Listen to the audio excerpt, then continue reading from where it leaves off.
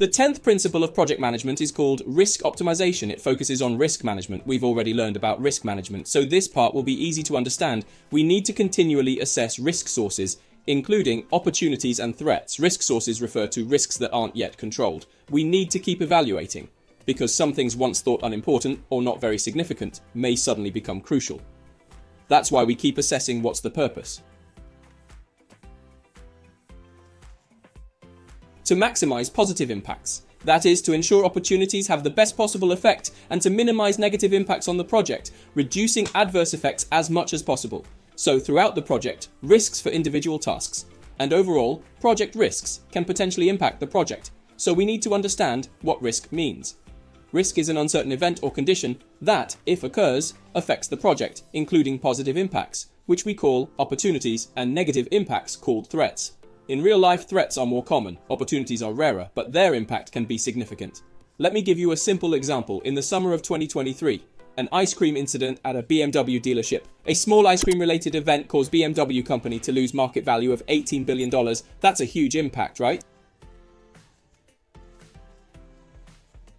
They never expected a small ice cream incident could lead to such a big problem. For them, this was a major threat after this incident happened. For other car companies, it became a great opportunity. Some companies immediately offered free ice cream here, free for everyone. This kind of ice cream essentially slapped BMW in the face. That's the situation. So you'll realize project risks are actually present everywhere.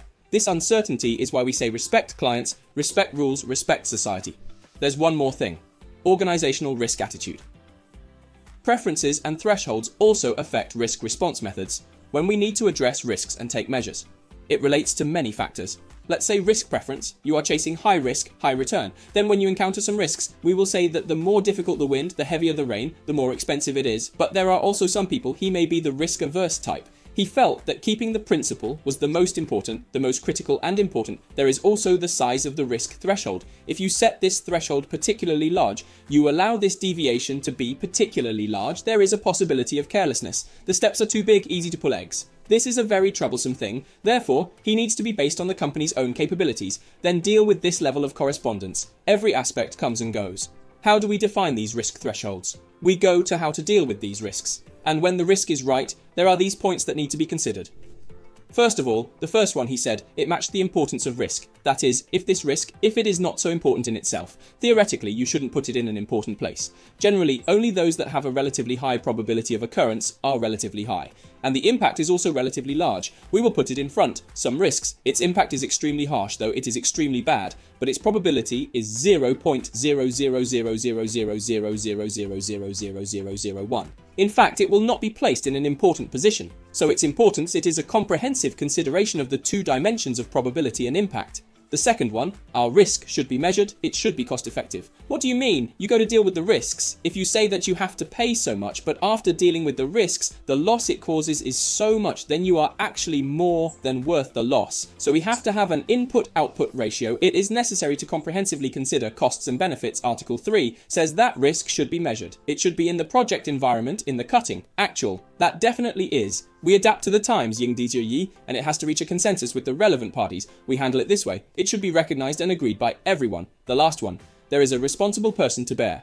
In fact, we talked about the concept of risk earlier. There is no special to talk about it, but in the risk, we identify a large number of risks later in the entire risk register. In fact, there is a column called risk responsibility. That is, about this risk. The who comes and goes is responsible for staring at it because risk is an uncertain event. It could happen in the future. It may also not happen. Zhongdeyao, Yuren Kuchengzhu. And if it happens later, someone needs to respond and manage effectively. So there needs to be a responsible person. Come and take such a risk, staring back and forth. The whole thing about optimization risk should be, it is actually about facing risks. We need to find the corresponding countermeasures, the goal of risk management as a whole. It is to let positive risks, or call the greater the opportunity, the better. Let the negative risk or threat be as small as possible. We are going to deal with the risk. Many factors are related, including talking about cost benefits, including saying appropriateness, importance, immediacy, and so on.